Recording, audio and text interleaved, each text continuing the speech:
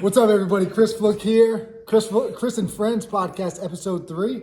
I'm with an old friend of mine, Teagan, Kane. He has let me see that jacket quick, if you don't mind. He showed up in one of these nice old school Saucon Valley wrestling jackets from back in the day. What year do you think that bad boy is from?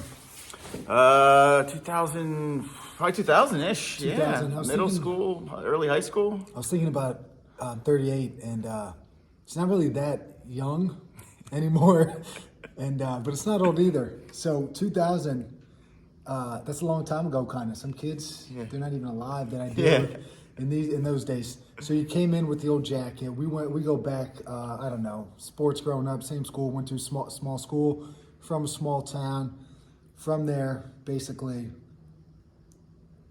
went to Penn State, right? Yep. So Penn State. What else do you got then? Since that point, age 20 to 37. 21. What has Teagan Kane been up to? Quite a bit. I finished university and then was teaching back here for a bit. Wasn't too many jobs, and I wasn't too happy with the lifestyle I was living. A lot of partying, a lot of drinking and stuff at college, and I kind of wanted to get away from it. It wasn't healthy for me, mentally, physically, and a lot of just wasn't good. So I found a job teaching English in South Korea. My undergrad's in elementary ed, and so I went to South Korea for supposed to be 1 year. I stayed there for 4, and then I traveled around a bit. I came back to the States. I drove across the country, lived up in Alaska for 6-8 months. So I was a bicycle tour guide. Then I went back to Asia, taught in Taiwan, Saudi Arabia, China, became a scuba and free diving instructor. I still do that today sometimes, and not here in America. It's a little cold for me. And now I just teach online English, and I work for an education company, helping out with curriculum development and different things. Got my master's degree along the way, a couple other certificates and other bits and different things, and yeah. I don't know where to go right now. There's a lot. There's a lot there. So I was gonna. Once you were in what, South Korea? Yep. So once you brought that up, I was like, oh, I'll ask him about cultural differences in that country compared to America. But then he rattled off another 8 to 10 countries. So instead of asking individually about these cultural differences, what are some things that you've noticed, good, bad, and different, that you saw elsewhere that may be just differences that the education experience for a kid, and also just you as an adult in those countries? Like, what do you see? Okay. What'd you like? What didn't you like? Anything crazy? Anything scary? Do we have it good here in America in some regard? That's what I want to know, because if people Well, like you said, I'm 37. I left at 21. Yeah. I haven't really been back besides a couple little times. It's as a teacher, I don't think the education system. How do I put this? Education system's flawed. There's problems everywhere. Mm-hmm. But as a teacher, I lived over there. I'm respected as a teacher. I make a living wage. I can save money. Children respect you more. Education is valued more. I believe in the system and seeing that, and I really liked it, and that's why I stayed. Yeah, just this year I started subbing at a school, very small school, but I would get the plans from the teachers. I never really thought that, nothing disrespectful towards teachers ever. But so that was never really on my radar. But when I would see the plans, and then I'm like, dude, I only see the kids for physical education 30-minute blocks, and then they go on. So I only have them for fun, crazy times, and then I just pass them on. I don't have to deal with all those problems day to day. I'm like, these teachers are with the kids 5 days a week for 7 to 8 hours every day. They have a plan for every day, and I'm just like, this is a ton of work, and this is a huge, I don't know if it's sacrifice, commitment, whatever it may be. And when I saw, I tell everybody now, I'm like, dude, what I do is not teach. These people, these elementary teachers are on another level in terms of just the amount of work that goes into it, and they deserve to be appreciated more. Another thing was, we were in Indianapolis once. Side note, around here you might be able to make 6 figures teaching if you stay in the game for 25 years. But in Indianapolis, we were going to a Notre Dame game, so we're right outside of South Bend, Indiana. So not quite Indianapolis, but $38,000. Yeah. I'm like, that's not really livable, you know. It's even But, down south, it's even lower, like yeah, Florida and I mean, such. that's nuts. And then you wonder why one would want to get into that unless they have this true passion for it, you know. I was talking to a lady the other night about that, and Marissa's mother was like, yeah, you know, I always felt like when I had teachers, it was always, I think, gray hairs, you know, women. Yeah. Basically, it was, and then at this school where our daughter goes, it's not that. And so then we just started talking about things like, you know, I don't know what the motivation is to get into teaching now, but it seems that teachers 30 years ago, or maybe even 20 years ago, like it's just a different style of teacher. I don't know. One, our age, I Yeah. thought people got into teaching maybe for the wrong reasons. It's like, oh, you get the summers off, you know, you get all the holidays and stuff like that. Every teacher I coached with like complained about their job, you know. So I never understood. I'm like, what are you complaining about? I don't get it. And then I saw the amount of work that goes into it, but then I don't know. Yeah, I don't know. It's tough. I don't know what to make of it all. Things have changed. Things are different. The attrition rate for teachers, I mean, this is when I first started, like within 5 years, like a quarter to a third of teachers quit. Yeah. The profession. Why? Do you know why? Number one? Yeah, the work. The amount of time, like you were talking about lesson plans. Even when I did my undergrad at Penn State, like we would have to have a lesson for every single class in a folder, in a document. Even if we didn't use that, go through it, hit all the main points, we had to submit that and have that ready if someone from the state, from the school came. So how are you planning? In some states, I think actually Indiana or some, they just removed it, but you had to have your whole year's worth of lesson plans for every single class ahead of time. If a kid's falling behind, if something's happening here, if you have to adapt something, how are you possibly figuring out the last day of school the summer before? Like, Yeah, no, I agree. I think there should be some flexibility in there. And, you know, with the phys ed stuff or with coaching, it's like, I'm going to take 4 or 5 things out there. And if something's catching, we're going to roll with that. You know, if you're getting great effort, you're getting good attitudes. But if you're slogging your way through a lesson plan, it's like, my lesson, it says I have to do this today. So we're either going to do it or I'm just going to have some flexibility. And I don't know if people always choose flexibility. I think they might stick to the plan because that is the plan. Plus, you're held accountable. Like, Yes. you're held to that plan, which kind of stinks. Other countries, though, do you have to lesson plan? I mean, Like, you generally know what you're going to do, but, like, you have to submit stuff, I guess. yes and no, depending on what. So I teach English. So most of my time I've been teaching English as a second language, specifically, but it's through immersion. So most of the time I don't actually teach English. I would teach what we would teach English in America, like books and writing and things. I'm not specifically teaching English.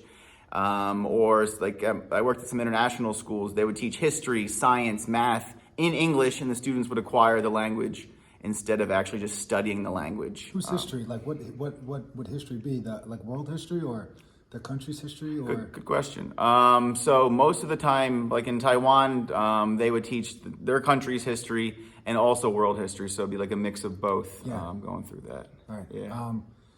Saudi Arabia? Yeah, I worked at Where'd you do that, man? The oil game? basically. So college is expensive. I left with thousands, tens of thousands of debt. Probably 40,000 I left with debt, 50. And I paid off quite a bit of it before. That was just, Penn State was 20,000 a year. Not even room and board. And so I left with quite a bit of debt, and I paid quite a bit off in Korea, and then I just needed some money. And I've never really been in the Middle East, and so they pay really well. I was making $5,000 to $7,000 a month. And a lot of the other countries, I pay that country's tax. I get national health care. I get free housing. I get free round trip flights. So you can save quite a bit. And so I went there for a payday. I stayed about 18 months. I left for like 6. I finished up my master's degree and came back. It was teaching. Who were you teaching? Was it you're college. teaching the families? I was at a university. A university, primarily from that country, the students? All Saudis, and so you would teach them so they could work with the people in the oil fields and the gas, the biggest oil producers in the world, and petroleum products. And so I would teach them to be able to interact with the foreigners in the fields and useful English, not like. So you were teaching useful English in a college setting? Yeah. Interesting. More like specific purpose. So this oil derrick and like stuff they could actually use in the field instead of this pen is blue. Like look at the kangaroo. Right. Duolingo. With that, So they hooked you up with the housing. Yep, almost all my jobs teaching overseas, you get free housing. What about which countries have the best food? That's what I want to know. Where's that? Korea and Indonesia. Indonesia. Yeah, I've been living there off and on for 10 years. I was just there before I moved back to the States. I was there during the virus and Bali. What do you call home right now? I don't really have a specific one. A free range. Yeah. Free range person here. You're just all over. So food's good. Yeah. Who had bad food? Philippines. The Philippines. Interesting. Sorry to all our Filipino friends, but they're not going to be happy to hear that. So teaching all over the world. Mm-hmm. Scuba, free diving. Yep. How'd you get into that? So I was in Korea and they were running flights from Busan. It's the second biggest city. I don't know. It's one of my favorite cities in the world in South Korea. Everybody knows Seoul, but this is a little sister city. And it has beautiful mountains, beaches. You can literally hike the mountains in the daytime, beach in the afternoon, and go to the bars, clubs, restaurants in the evening. It's lovely. Yeah. And so they're running flights to the Philippines for $80 round trip. It's like going to California and back basically for $80. And so my friend's like, want to learn scuba? I was like, yeah. So we went there and I fell in love with it. And so I went back there 6 years later, not even less. And I got my diving and scuba instructor. Started teaching there and went to Indonesia teaching and diving all over the world. When I was in Saudi, that was one of the other reasons I could go to other places and dive. And then scuba's not too physical. Yeah. It's kind of just putzing around and controlling your buoyancy and such. But free diving, you really have to have your shit together.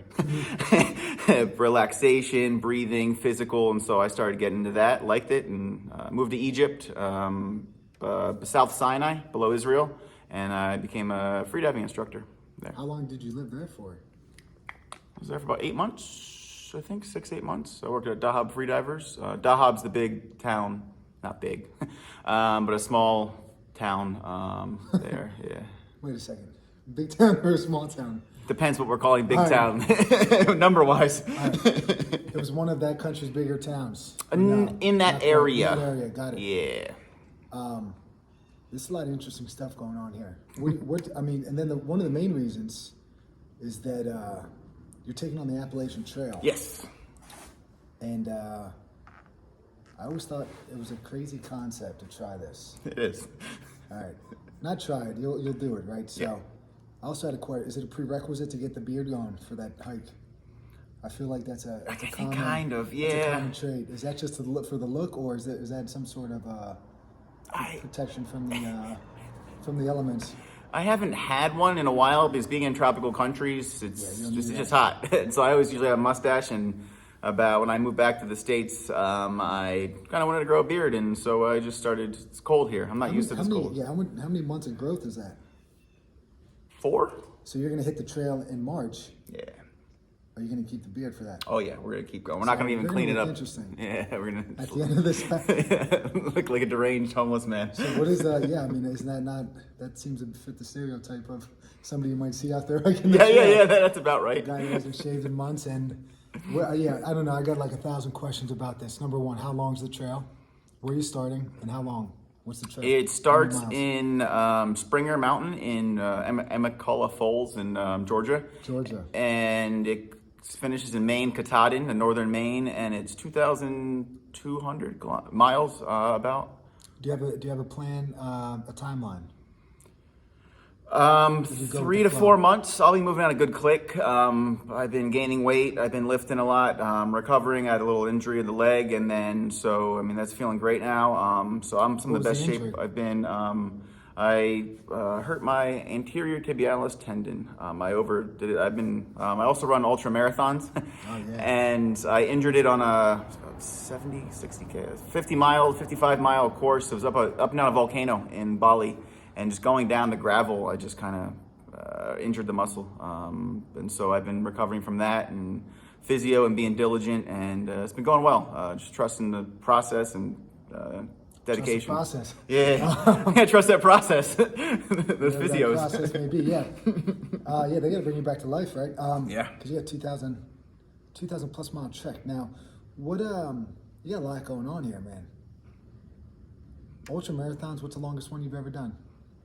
A race I've done around 50 miles, I think. That race was the longest race I've done.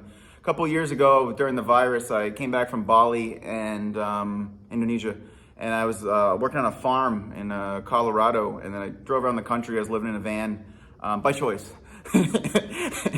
And I came back here, and one of our friends, Jeremy Haymaker, I was at his place up near Berks, and there's a trail there. I forgot the DNL trail, but I don't know, yeah. you know what I'm talking about? Those next to the river that goes all the way to Philadelphia. I mean, we have it right down the road here. Yeah, I forget which the name of it. It's not the DNL one; it's a different one. I don't know that. But I say that DNL. decided to run it. It's about almost 100 miles. I made it like 70 miles. So I made it that day, and Would you get picked up then, or what? yeah, I was just kind of done. I was tired. It was cold. I was just like, all right. And over the years, I've learned quitting is an important part. And sometimes, like, don't hurt yourself. Like, if you don't feel good mentally, physically, there's no point in pushing it on something that's not.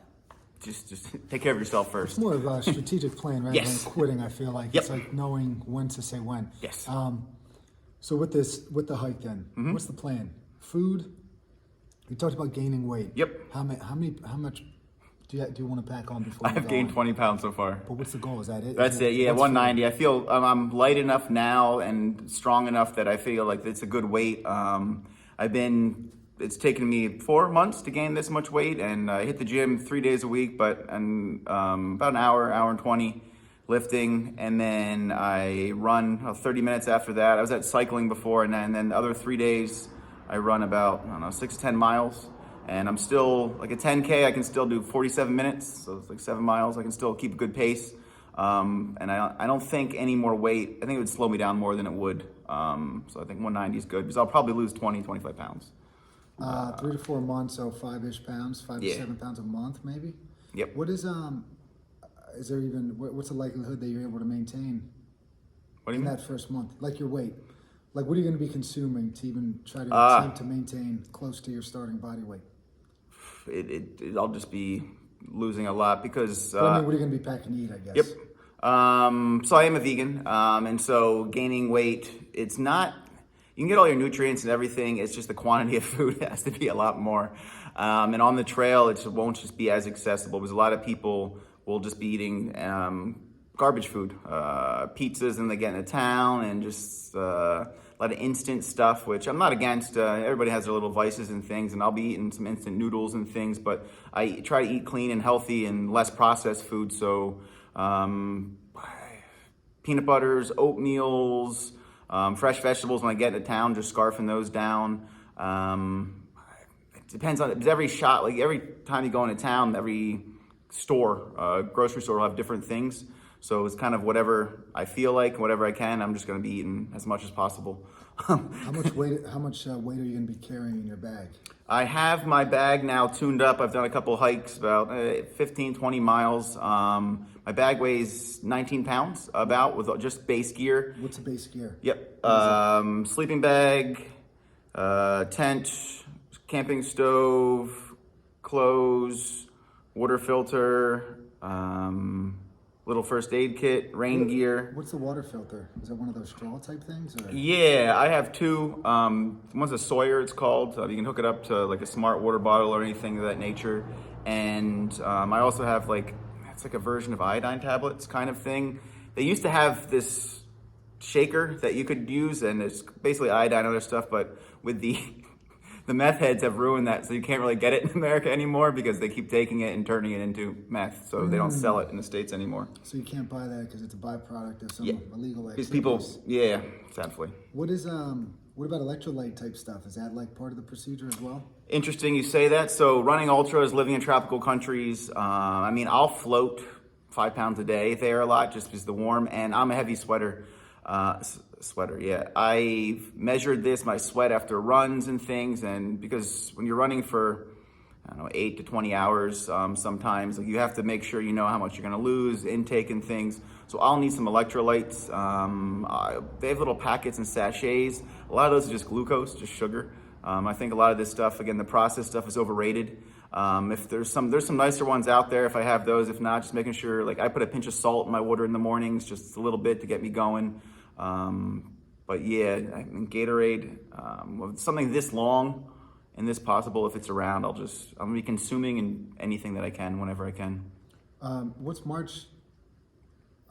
What's the weather going to be like as you travel? Is it going to be? I mean, what's Georgia like in March? March 30th, so the end. It's gonna be warmer down there. It's not the daytime's not the big deal. It's the nighttime. It'll drop down in 20s and 30s. You'll sweat all day, and then you'll be in potentially sweaty clothing, and you're going to have to be sleeping in a cold environment. So, you have a tent, sleeping bag. Yep. Is there a specific wicking type of like you just wearing regular clothes, or is there like No. I'll actually bring this shirt. This is just a Patagonia quick dry. I have a couple shirts that are they're hiking shirts. They wick. They're kind of sunproof. Little things you don't really think about normally, and you just walk all day in kind of one set of clothes, and then you change into ones for evening. Yeah. So you get out, you dry tap yourself off, clean the hot spots, and then switch over into clothes to go to sleep in that. And I have an air mattress. There's usually foam or air mattress. I like the air mattress. So you're gonna be sleeping on a mattress? Yeah, You're living good out there. Oh, I love my air mattress. I've had it for a good 6-7 years. I love it. How often is there going to be a town? You can go to towns quite often. The Appalachian Trail is the most. There's 3 trails in this long trails. They're called. Pacific Crest was made famous from Reese Witherspoon in that movie, and then there's a Continental Divide and the AT. The AT is most accessible. You could literally go into town quite often, all the time. I'm aiming for 3 to 5 days to stop off in town, stock up food. Yeah, that's the plan. So, that's fairly convenient, I guess. Yeah. What about money? What are you going to do for that? I've been saving up about $1,000 a month is what people estimate. People get robbed out there? Is there some sort of underground Appalachian Trail network of... Like, you're going to be seeing people out there? Yeah, there's a lot of... there's going to be a lot of people out there. About 1,000 to 2,000 people finish a year. 1,000 people finish a year. So you'll see some people. That'd be cool. Day hiking is the big one you'll see people, because a lot of these towns live off... I mean, we went to it up in Wingate a couple years ago, and that was cool. But yeah, I mean, there was town right there. I mean, we parked in a spot where we probably could have went to a restaurant this way, or just walked this way to get on the trail. So that does make sense in that regard. And there's this people, thing called trail magic. A lot of people, just good people, and people that have hiked before, will show up to the spots, like you said, right next to the trail. Gatorade, beers, food, and they just give out free food and just help out hikers just because they want it. Yeah, trail magic. It's a big thing all over the world in hiking. Long distance hiking, people just want to be good people. Cool. Which is cool. Yeah, so there's a network of people. Yeah. Do you know anybody else that has done it? A couple friends. I've had complete this one and some other ones. And what's the best advice?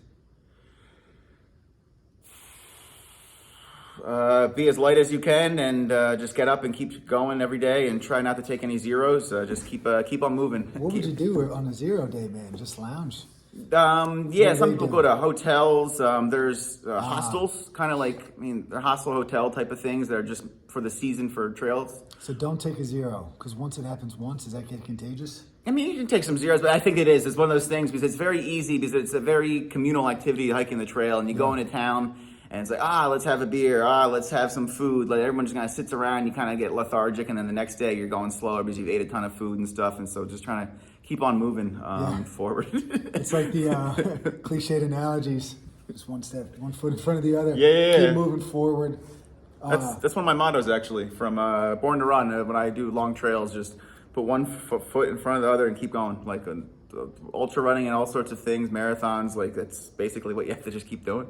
Yeah, simple, I guess. Yeah. Easy to say, not always easy to carry out. Yeah. You like that, have you read his other books? I haven't read the one that you recommended yet. I have it That one was downloaded. good. Natural Born Heroes, I think. Yep. Was probably that one, yeah. Yeah, Born to Run was an interesting one, because the footwear, that kind of turned on the footwear craze of... I got into it. Really minimal style shoes. Now, what do you do now for footwear? So I wore toe shoes for... last year, and then when I got injured, I have a coach, and I do recommend anybody, if you got to a certain level, you think you know everything, you're good at stuff, someone doesn't know more than you, someone's able to look at things differently. If you have the means and the funds, I would always look into getting a coach. CTS is a cool one for triathletes or any of those three sports. So me and my coach kind of went through some things, and living in Indonesia, there wasn't much doctors and stuff around. So we tried some different shoes, and now I do wear a shoe for protection. They're Zeros. I don't know if you ever heard of them. Yeah, they're super light. They're basically minimalist shoes, but they have toe protection. But I'll be wearing Crocs on the trail. Why Crocs? I just love them. I've been wearing them for so long. They're comfy. They last forever. I usually go barefoot in a lot of places and don't wear shoes often. So for me, the least amount of, they dry out easy, and I'm just super comfortable in them. They dry out easy. What about the wear and tear?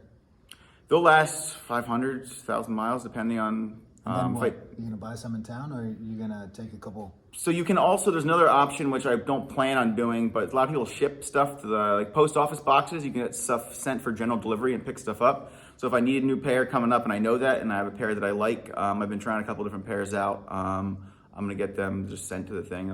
Or just if there's outfitters in town. Yeah. Crocs. Do other people hike in Crocs? Crazy people, yeah. Some, not many. There's not many of us. Is there a message board for Croc hikers? But I don't know if people use message boards anymore. So we got the trail situated. You're ending up and then what are you gonna do? You're gonna be in Maine. Yep. Then what? So Katahdin's the last bit. I have a friend, two friends from Korea and Taiwan. They married and they live up on the border of Maine and Canada. Fort Kent. It's actually the end of Route 1, if you like Key West, the other side's up there. Cool. And they're good friends, so I'm gonna stay with them for a couple weeks. My brother and his missus and my mom's moving up to Massachusetts, so I'm gonna go visit them after that. See where it takes me. Maybe head back over to Asia afterwards. I have a good job. They're letting me stop, and then so I'll pick up there, working with students online afterwards. So I'll have work when I finish. No real plan set in stone. We'll see. I don't know how long the trail will take. It could take 3 months. If it's raining every day, obviously it's going to be slower. Hopefully it's not. But yeah. What is So what is your day-to-day training? How many months are you preparing for this? Well, I was planning on doing it, but then. So wait, you had the injury. So is this like your first big thing coming back off of an injury?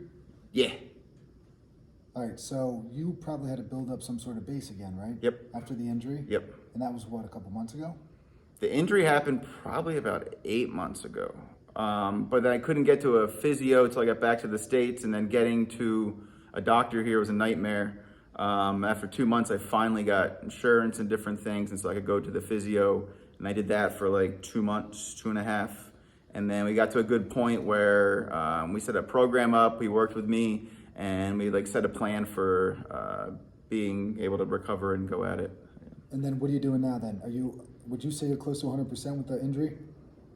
I think so. I've... But you're not holding back in your training at all because of it?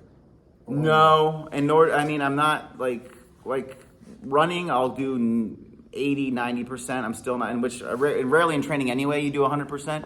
So I've been running quite fast, 80, 90 trails and different things, and lifting quite heavy weights and things. And I don't feel there's a twinge there, but I'm just being diligent with the exercises they gave me, and just taking care of it, just preemptively.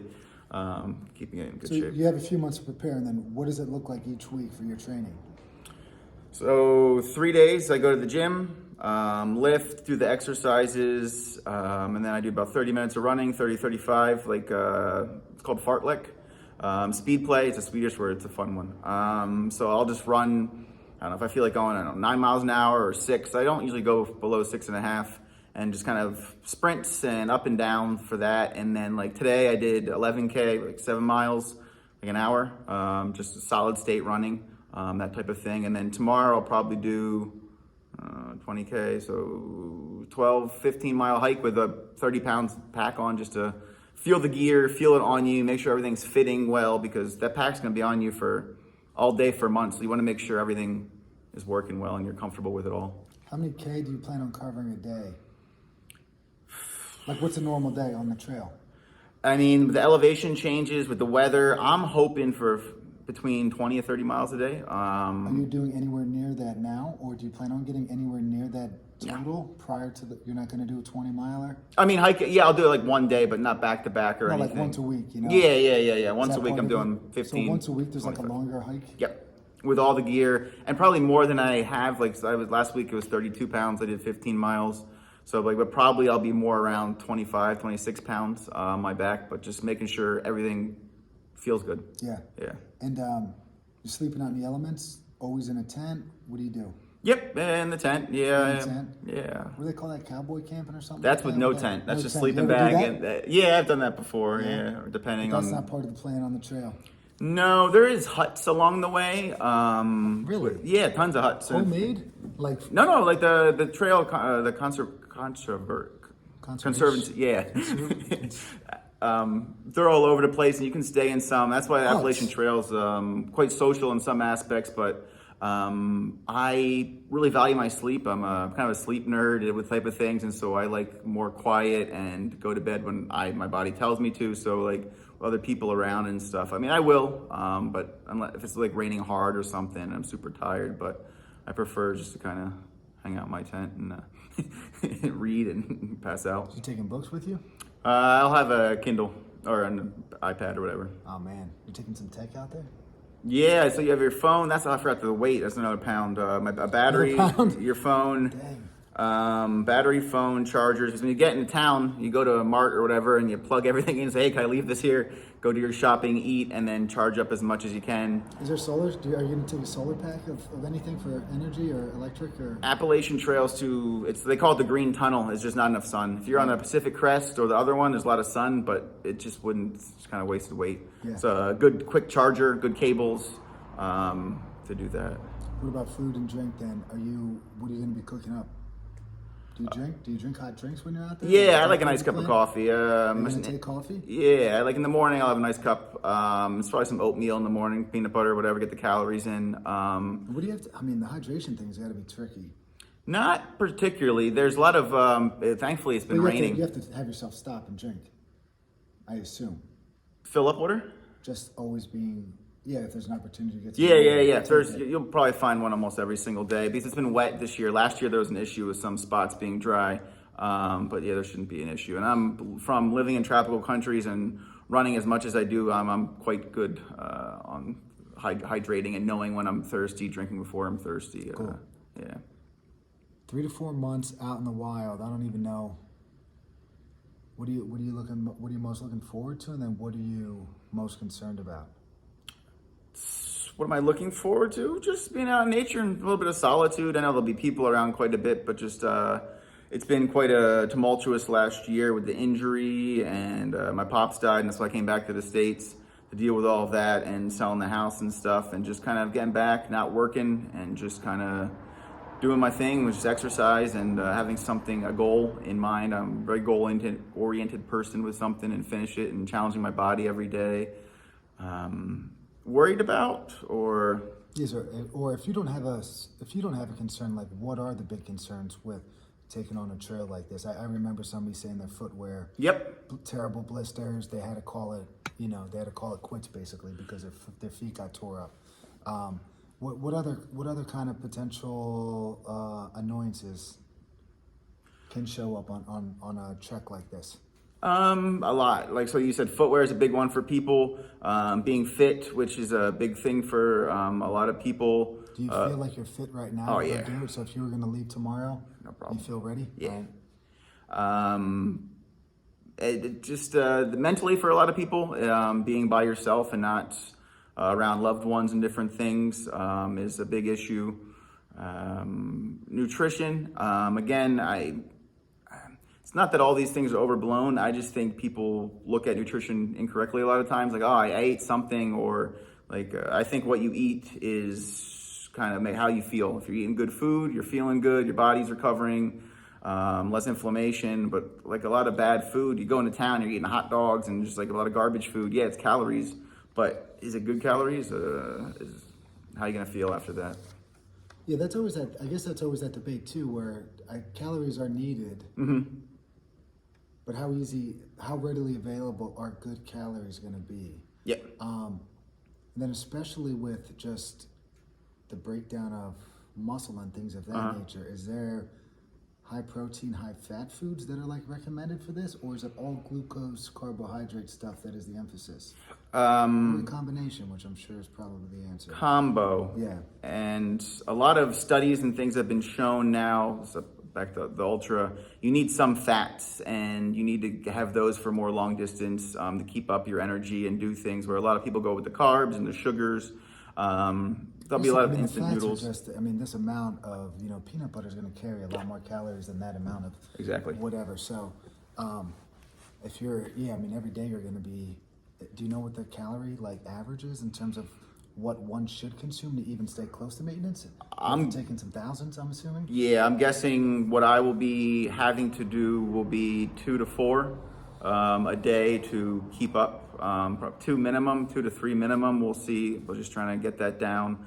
I guess that would be my biggest challenge, just making sure I'm getting enough. I plan to probably lose 20 pounds, so I put all this weight on, which is not a big deal, but I will know that that's... Well, I think the weight that you put on is probably could come off quick because it hasn't been on you for a long period of time. I think the longer you carry the weight, the harder it becomes to come off, so you might drop that 20 fairly quickly. Yeah.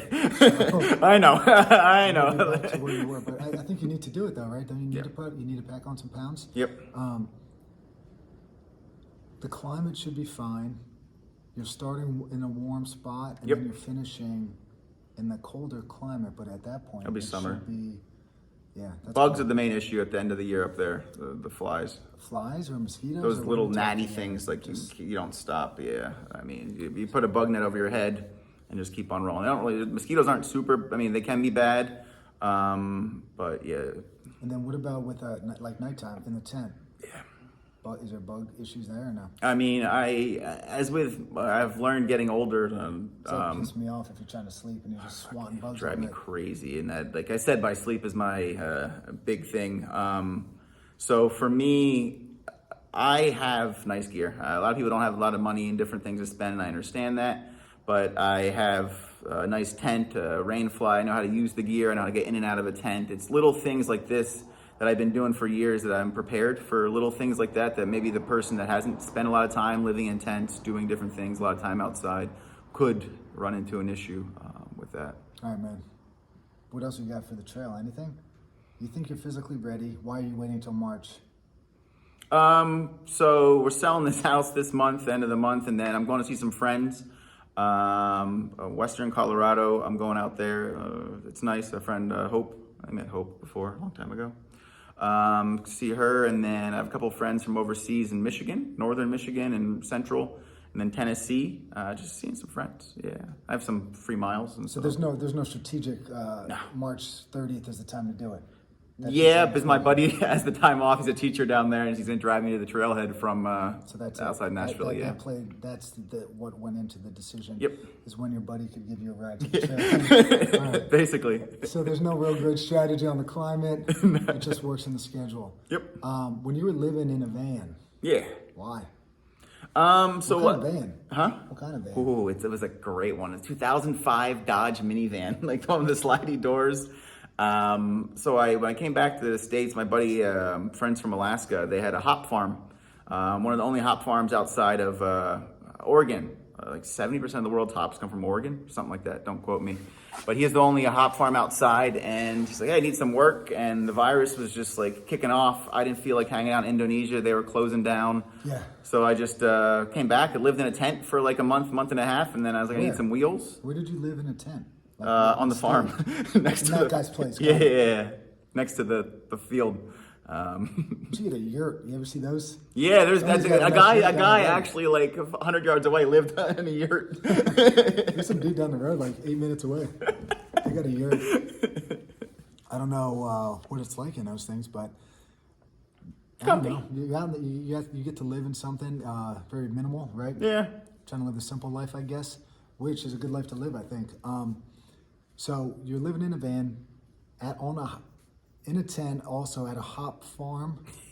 Where'd you get the van, man? You buy that thing? What'd that thing cost? Yeah, it was like 1,500. I found this guy in the town. Can't beat that rent-wise. No, that's what I'm saying. That's You what get a couple months out of that. It was good. We put some planks in the back and we made like a PVC up, so like my stuff all went underneath. Yeah. And the top had like I went to the thrift store and got some blankets and stuff and sleeping bag, and then just lived in that for about 3-4 months. And then I drove around the country. I was working online writing, and so I was just I was going to national parks. So I went to like Zion and all of those, and so I just traveled around the country, seeing friends, staying at houses with them, seeing people, and then yeah. What other night did you? We went to Zion, Bryce Canyon. I love Bryce. It's my favorite. And where else? There's 3 of them. Yeah, this Escalante maybe. We didn't do that one. Okay. Anyway, we flew to Las Vegas, and then we stayed right by where the Hoover Dam is. Damn it, what the hell is that town called? Right next to it. Anyway, so we stayed there for a few days. The water level at Lake Mead. We're right outside of Lake Mead. I forget what the town's called, but anyway. So Tahoe? No, it was like anyway. I'm gonna stop thinking about it. But so we stayed there. They said that was the first year in 20-something years that they actually had a bunch of snow in Colorado. So all that was coming down. But the water level at Lake Mead, we were driving down to this restaurant. It was on the water, like a dock restaurant basically. And then it's a paved road, and then all of a sudden we're on stone and stuff. And she's like, hey, she's like, oh, I wonder why it switches over to this. And then we parked, and then we looked up, and we saw where the water line used to be on the rocks, and we were like, okay. That's stone, because there used to be the rocks, but then the rivers out there were flooding, so we couldn't even go into some of the spots in Zion because of that, because the water was just raging. Okay. It was like the first year, they said they would need 20 more years of that for the water level to come back to Lake Mead, and it was the first time in like 20-something years again that they even got a positive like gain in water level. But Hoover Dam was nuts. It is a wild thing. Some of the concrete's still drying. Damn it, I'm still drawing a blank. That town we stayed in, though, it was built up just to inhabit the workers on the dam. There was a movie with Emma Stone and Ryan Gosling. It was like a musical. Oh, La La Land. Yeah, so wherever she went home, that was the town we were in. Okay. But I mean, we're out there and it's all stone. It's a freaking desert. We're in the Mojave Desert, and people are watering their lawns. And I'm like, so the whole time we're at the dam, we're talking about Lake Mead's water level, and then people were watering their plants. And I was like, dude, you're in a desert. Why do you even care to have grass right now? That didn't make sense. Then we're cruising up Route 15, I think is what it was, up to Utah. We ended up in Salt Lake City, and there's just massive hundreds and hundreds of acre farmlands. And they were watering plants, and I'm like, it blows my mind with the water consumption and things. It's no wonder you have a drought, I guess. Yeah. Not a drought, water shortage. Yep. For 20-something years, but that was a cool trip. That whole ride was incredible. We were in the desert one morning. We drove 4 hours, and there was snow in the mountains that we went. We stayed at a ski resort that was it was off season, so it was awesome. But it was like a third of the price of what it would normally be. Nobody was there. That's awesome. Ski season ended. And then the next day again, you drive a few hours. You're at a beautiful park. Bryce Canyon had those red rocks. Have you ever been there? Yeah, I ran around Bryce Canyon. I stayed Bryce Canyon. I think that was the one with the hoodoos. The hoodoos, yeah. That was my favorite. I just ran around that for like 3 days. I just camp out and let's say in the van, do some work, and then just run through the day and hike, and then just come back. Hail. It was hot, and then all of a sudden, dude. And these guys, there was this old dude that was super grumpy, probably in his 70s or 80s, driving this van. And he's going to drop us off at a point, and he's just flying, and it's hailing, like hammering the bus. We're going up the hill, and you don't see anything. All you see is a huge drop off, and this dude's ripping it up this hill. He's all pissed and grumpy. I was like, I think I'm dying on the freeway. I think sometimes you get those guys like, okay, this is my life, goodbye. Because I'm like, if he even hits the brakes a little bit, we might slide our way right off this cliff's edge. And some of those paths out there are so narrow. And Emmy was with us, and Emmy's like cruising. And I was just a dad that was like at Zion, I was freaking out at Bryce Canyon. She pretty much held Maurice's hand, but going down, it was all downhill, and then coming out, we're like, shit, we just walked 90 minutes downhill. Yeah. We have a 5-year-old, we have to get out of here, before sun goes down, because we couldn't get out there early in the day because of the storm. Anyhow, Emmy was tough and made her way out of there. We only carried her a bit, but yeah, it was cool down there. You get down there, and these hoodoos are like, I never heard of them until. Yeah. So I didn't know that it's like these big red rocks. It's like you're on Mars. Water. It does. I guess it's one of the only places that freezes overnight for like at least half the year. So, Yeah. the water runs down the rock, and then overnight it freezes, and then that expands in the rock, and then from there that thaws, and the water runs again, so it starts to erode it, and then that process over and over again created those like crazy Beautiful. gaps. Yeah. And it looks like you're in another world. We're gonna go back out there again this year. I don't know where we're gonna go, but did you ever go to Salt Lake City by any chance? Yeah, a couple of times. It's one of those weird spots. I've driven across the country 2 or 3 times. Yeah. And it's one of those spots that like you kind of have to hit it if you're going across country because it's like just there. It's one of the only cities, and some friends there. It's a weird town. Yeah, it's unique. I mean, we were in there. It's like we're in a city, but it was the most quiet city ever. Yeah. But they had like 6 lanes, maybe 8 lanes on the roads. But there's like no traffic, no cars, and it wasn't that there wasn't traffic because of the 4 lanes on each side. It was like there was nobody out. Yeah. But then you see the mountains in the background. It was totally weird. We were there midweek, and I'm like, I don't know. It was odd. We did cool stuff, though. I mean, the roads are like incredibly straight. One road, it's like perfect straight for like 17 miles, they said.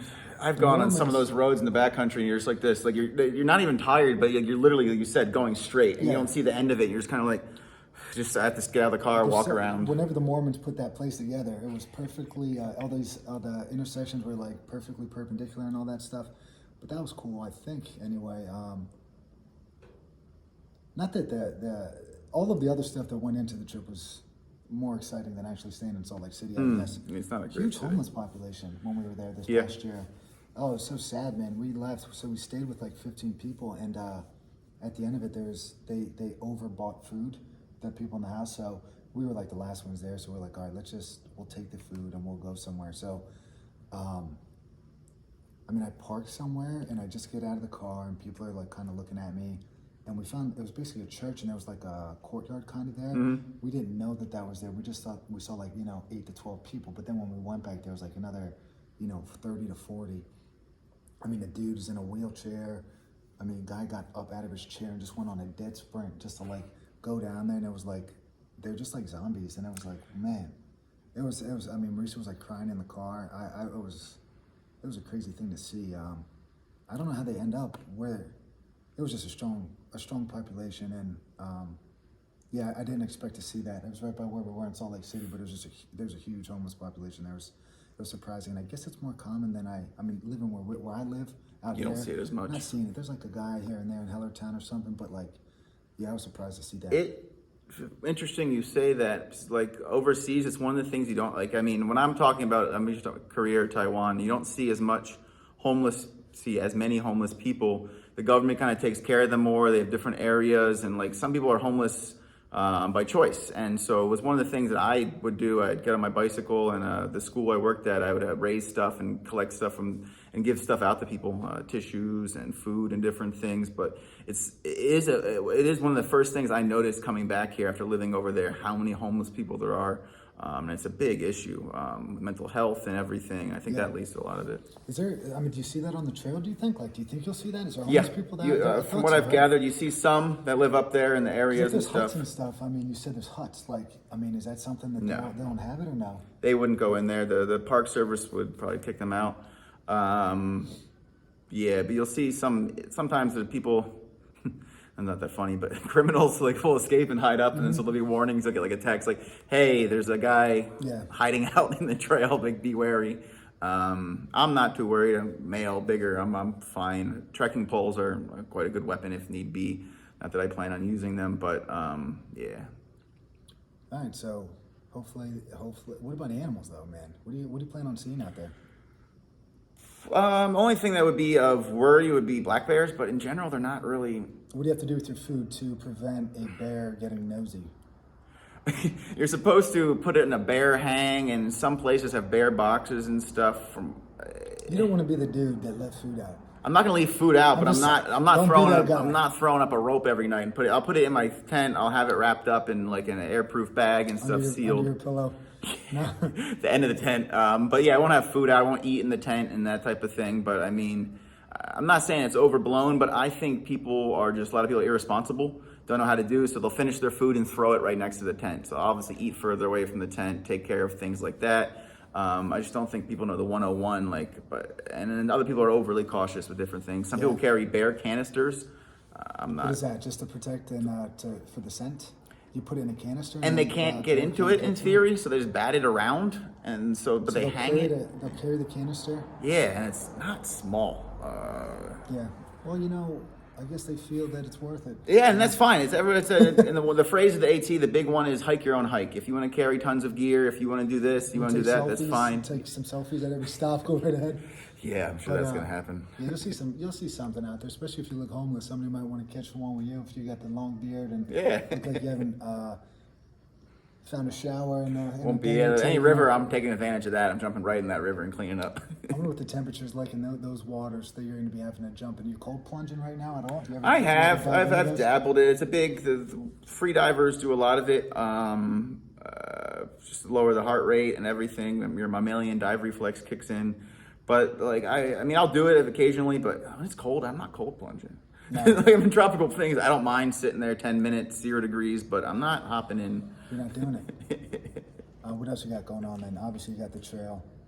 You're working. What are you doing for work then? You're teaching online? Yeah, I have a couple private students, just teaching English to them, and then I work for this education company, Green Fig. They do like certificates for people. I'm like a teaching assistant. So that's online? Yeah, I work totally remotely. I can't be bothered really to be working. What's it called? Green Fig? Yeah, they partner with universities, and so business analytics or digital marketing skills that people need, newer skills and some not fully coding, but some of that. They're 10, 12-week courses, and then I help out with there's a mentor professor, and I would help them and the students get through that. So I do that for about 12, 14 hours a week, and then another 5, 10 with teaching. Nice. When you're in the weight room right now, trying to pack on some strength, is that the goal? Are we doing like heavy weights, lower reps? To get strong, or are you trying to build up some muscular endurance too? A bit of both, depending on. I'm doing usually I'll do the whole body 3 times a week. Usually a push, pull, a hinge, a squat. And 3. What are you doing for your pushes? I mean, just bench press or shoulder press. I try to do dumbbells to isolate it. I'm not a big fan of the bar. It has its place. Sometimes I'll do it depending. Shoulder press is what, standing or seated? Seated. I like standing one. Yeah, I should get more stability. I should tie that in there. That's my favorite lift, I think. The standing press. Yeah. Yeah, it's like this old school lift. I like the one-arm press too because it brings on some unilateral component. So you got to brace your core in order to drive it overhead. I like it. I always love Arnold's. I don't do any. I don't like the seated. I mean, I just don't do anything seated. I guess. No, that's good. I should just. But mix what it are up. you doing for your squats? Just dumbbell stuff, split squat. The bar, I'll do the squat with the bar. Pistol squats are always good. I try to do a different one each week. So yesterday I did leg press. I'll do pistol squats usually once maybe, or the bar, or when you dumbbells. Pistol squat, do you do it standing on the bench or on the ground? The ground. Yeah. I get pretty low. I have quite good balance. I am also a yoga instructor. I'm quite flexible, and I like just balance-wise doing a lot of things. A lot of people overlook balance and isolation of muscles and things, and it's kind of the whole body they're doing with a lot of stuff. And then what about your hinging? Deadlift, bar or bells. I've been doing, those two are. Pull-ups and chin-ups and stuff? I try and get those in actually every day. I'm up to now, if I start, depends if I start with those or finish with those. I can rep out, this one's a pull-up and this one's a chin-up, right? Other way. I was confused the two. Chin-up, I just go on. I can rep out 3 sets. Double digits? Yeah. For the first set. After that one, I usually get to at least 10 for the first set. Beginning of the week and such, and then I mean, that's that you could potentially get that. That's like 20 minutes, right? 20, 30 minutes if you're moving. Oh yeah. Take your time. All right. Yeah. If you do those 4 things, are you doing more than one push in a day, or are you just hit one of them? I'll try to hit each muscle group. So I'll have maybe the shoulder, the chest, lower body, core, and then maybe I'll do some extra the pull-ups and chin-ups. I think kind of work out on everything, kind of help out with. So I try and tie those in almost every day, or when I feel like it. Maybe I'll do a little bit more legs here and there sometimes. Do you do any carries like farmer's carry? I do a lot of the farmer's carry. 2 dumbbells? I use the 45s and just with the The plates or the dumbbells? The plates. Oh yeah, with the hand grip thing? Yeah. I've actually I have physio for this too. I have an ulnar abutment. Like I broke my arm 2 or 3 times and my wrist wrestling, a couple of them. No wiki. Broke my arm and my wrist. And so I have like a little impingement in the wrist and some nerve damage. So it's harder for me to hold things longer. But so that's why I like using the plates. It's just easier to get a good grip with that. Yeah. So get strong, put on some weight, get your mileage up slowly but surely. What about breathing and all that? Do you look in any of like the nasal breathing stuff at all? I only breathe through my nose, basically. If I'm running, obviously you can't. I don't care what anybody says. You cannot physically get that much air through your nose on faster runs. Faster runs, like sprints. You can't. I'm gonna say yes, actually. And I got to think about the book Breathe, James Nestor. Yeah, I met the guy. I think he cites a guy in that trained track and field guys that did some of those power events. You know, the 100-meter and stuff like that. I thought it was in there, but I have to double check it. But no, I know what you're saying. Yeah. He's got Phil Maffetone. I think I talked to you about him. He does nasal only, keeps the heart rate 180 minus your age. So not 220, it's 180 minus your age. And 60-ish to 70%. That's about 65 to 75%, maybe top end. Level It 2. depends on your starting condition. So really slow moving, nasal only breathing, and apparently you don't get yourself into any of that anaerobic stuff that would require too much just taxing on the heart, the lungs, the muscles. That's kind of where the soreness and the recovery issues come into play. So it would be, let's try to elongate the time that we spend out there staying at 65% instead of trying to push in a 72%, you know, which sounds like you know that, but whatever, I'm just rattling. No, it's good. No, these are, mind. And it's funny you mentioned that. I think getting short of breath is not something that you want if you want to be at full recovery the next day. I rarely go out of breath. I mean, if you're doing sprints, sometimes it'll be a little bit, but you should be able to hold a conversation most of the time. Yeah, that's so like the plan for the trail.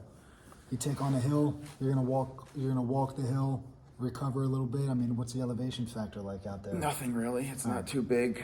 East Coast doesn't have too many. When you get up north, Maine, there's some bangers up there and such. But I mean, breathing wise, just to come back to that, I think it's something also that's also really overlooked. People, I would say, being a freedive instructor, 70 to 80% of people don't breathe correctly. They're breathing through their mouth. They're not belly breathing. They don't understand their how to breathe. And when I teach the first course of freediving, 90% of people I can get to hold their breath 1.5 minutes, 2 minutes almost, just from relaxation, teaching them a little bit of skills and tricks. And breathing it's quite important. Breathe. What do they do? Do they just sit there and hold their breath for 90 seconds? Yeah, you lay on your back and then you kind of relax people, have them do a body scan. I do meditate. I try to get 10 minutes a day in, but just it's kind of is meditation. Freediving is kind of meditation with so you're holding your breath for 2, 3, 4, 5 minutes sometimes, depending on what you're doing. What's your top number for that? On dry land, I've done 6 minutes, breath hold. In the water, I've gone down 55 meters, about 200 feet, which takes me about 2 minutes to get there, down and up. Kicking and then also pulling the rope are the different ones, are my PBs, and it's respectable. I'm a decent freediver. There's a lot of people, I know people that go 130 meters, so Jesus, that's a lot of feet. 500 feet, something like that. 500 feet. I don't even know what that looks like. So is that the goal then of that, or what are you doing down there?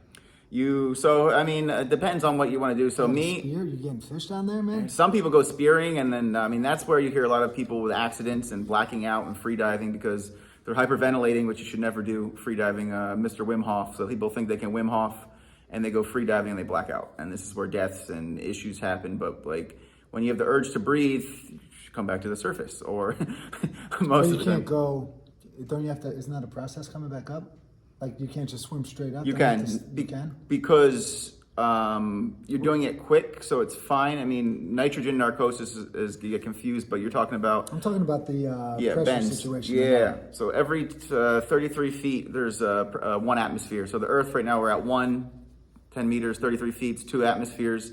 If you're scuba diving, that's why you stop and have you off gas, we'll get rid of the nitrogen. But with free diving, you're going so fast and you keep the same air in your lungs, so you're not building up nitrogen what you would on scuba breathing air. So you don't have to stop on the way up. I did not know that. I thought that that was part of the process, which would lead to issues then if you don't time it out right. Yeah, you black out. Yeah. Or you rush something and then, Yep. yeah. Interesting stuff there. So what was your motivation? I mean, is it just fun to do that? Yeah, it's fun. It's relaxing. There's a lot of cool people like just living healthy, doing this, teaching. I think it's just a lot of back to breathing, a better way of living. And I get to hang out with some world-class athletes, some triathletes and people who did different sports and things around the world and came together. And like, I'm just going to do free diving and a lot of tourist areas. And so just people looking to challenge physically. And I got to my 55. I'm top 60% of like if you did divers. I'm decent. My safety for competitions and stuff. So people go really deep. I'm a safety at 33 feet to make sure they get back to the surface and things. I like helping people. Running, hiking is more my jam. But that is also just like keeping up and getting people active and learning about their bodies and getting in touch with that type of thing. Yeah, just being in that community of like-minded people. Yeah. It seems, yeah. I think that seems to be the key that Yes. shows up in a lot of these conversations and even just getting out and some of the stuff that we're doing for work is like, you know, you're just hanging out with people that think the same way that you do. And it's nice that to have that network, to have the social aspect of it and just have people in your life, I think is important. So you're going to be isolated on the trails though, man. I mean, there'll be people. I'll see people every day. If you want to stop and chat and do things, you'll see a lot of people What are you throughout gonna the read? thing. What's the first book you're going to read? Breathe? No, I'm just kidding.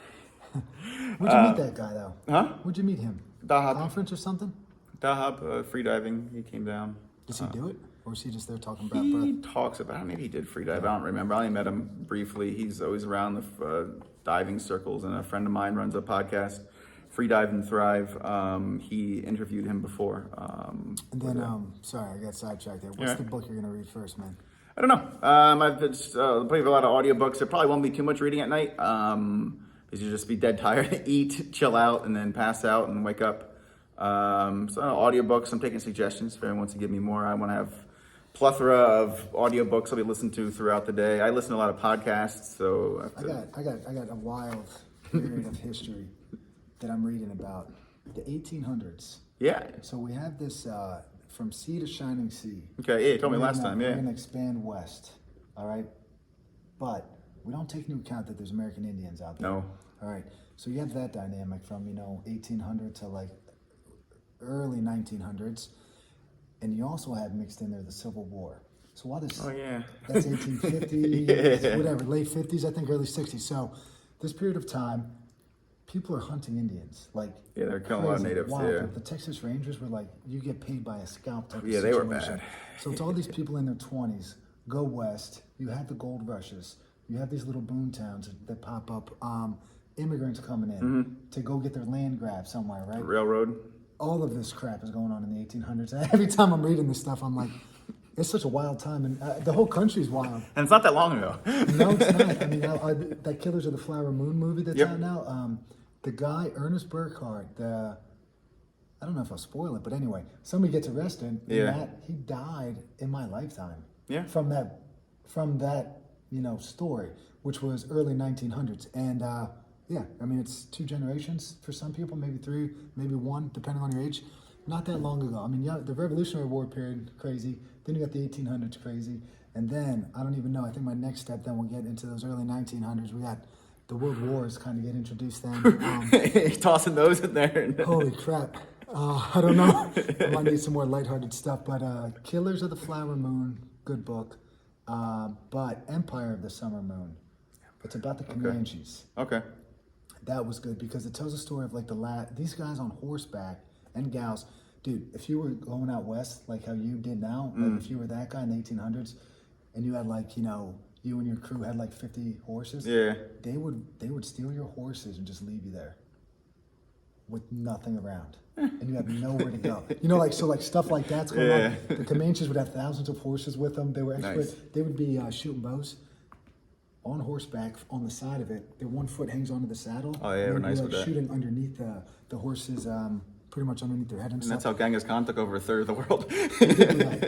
But Which is also wild. but anyway, then the book talks about the gun. Yep. And how the single shooter, the Comanches were able to shoot 8 arrows, I think, before that person could reload. So it would just be, they had them like in their hands in this weird way where they'd have like 5 in their hands, and it would just be like, I don't know what they did with their finger, but it would send them. And but then the gun got to the point where you were able to fire more than 1 round, and that was kind of the end of their. Yeah. But then Quanah Parker is his mom is she was kidnapped by the Comanches when she was 9, and they find her when she's in her 20s, and she didn't want to leave. She ran. Yeah, I think I heard about this. Yeah, There's a anyway, it's a podcast crazy about book. it. It's a crazy book. I would check that one out. Cool. But I don't know, man. I'm into the American Indian stuff right now. I'm reading. Well, I just listened to a few books on it, but Jim Thorpe. Okay, There's like 500 some page route about him, and They ever give his medals back? at this point in the book, no. But they took his medals because he played in some minor league baseball Something ridiculous. for like 1 summer while he was at that school. But anyway, Carlisle, Pennsylvania's Yeah. got where he went. I mean, apparently there's like a mass grave site there too. Like it was just total. Oh, the mayhem. schools, Even in the native 1900s. schools where they Yeah. try to breed them out and killed the. It's Never-ending reading is topics, I guess, when it comes Yeah. to the Indian in America. But all right, man, what else you got? Anything good for me here? We talked about the trail. I wanted to see what that was about because I think it's wild that people want to do that, and I know, it's wild, man. a bunch of friends have done a bunch of trails, and it's always interesting. A Korean friend of mine, she just hiked the Te Aurora. It's the top bottom of New Zealand. It's a similar length, a little more rugged. She just did it in like 100 days, and I always like different odd challenges. Like when I try to run to Philadelphia, and I like little goals and different things of trying to do different stuff. And I think people should get out more, learn to breathe, and just try and better themselves, not just learning on YouTube and things, and give it a whirl. Like just give it a shot. I mean, want to reach out to me or other people you know. A lot people that are outdoor people and know things love to share and want you to better yourselves. And so I think people just need to talk to each other and try and see what everyone has to offer. Everyone has something to offer, a story or. I mean, that part of it, I think I'm not really in that community, but I know I coached this middle school track and field team this past year, and at the school where I work, and there's a kid that was, I think he was running a 400 meter, but minutes behind the second to last person, just a bigger kid. And it took him a lot of time, but then everybody's along the fence. Yeah. So he's trucking, and then all of a sudden, he's in like 5th grade at the time, and no, 4th grade. And all of a sudden, his face just lights up with this huge smile as everybody's there cheering him on. So I always thought that with the running community, with cross country. I remember like watching a meet or something in high school, and everybody's really positive and encouraging, and it just seems to be a good environment. It seems that the hiking community has it. I'm sure the diving community has and that's the big thing. People are happy. Runners, hikers, everybody, yeah. Whether you're diving 10 meters, whether you're running this, my communities I'm in, it's a social thing that like people want you to succeed and just be better, like as a person and enjoying yourself. You don't have to kill yourself, and then it may take you a while to get there, but like it just Find a community yeah of like-minded people and just have a good time with life, I think. Another little quick offset, but like when you said about overseas, one of the big differences, the life expectancy is much bigger in East Asia, and if you go to a park, everyone's kind of closer together, smaller countries. But you go to a park, old people are hanging out. Younger people, they're doing Tai Chi, they're doing, everyone's out doing stuff together. They don't know each other, but they see other people, and they're like, there's a community of, like it takes a village to raise a kid. Like it's kind of that mindset of like, they say we instead of I. Like I've always liked that idea that like we're all in this kind of together. Yeah, the dude that was here this morning was echoed some of that. I don't know if it was sharing an experience from Hawaii. He's also going. That makes sense. He's also going to Japan with his son soon for like 17 days. So I don't know if he was in reference to the culture in Japan or Hawaii. But anyway, it was the same idea of it was we, it wasn't I. Yeah. It was everybody kind of in it together, which is cool. But hey, you do that here, it's just gonna branch out. Yeah. But if you don't take the first step to actively try to do that, then it'll never have the potential to impact a larger area in your little network of people. But all right, man, good talking to you. Thanks for All right, coming by. thank you. Peace.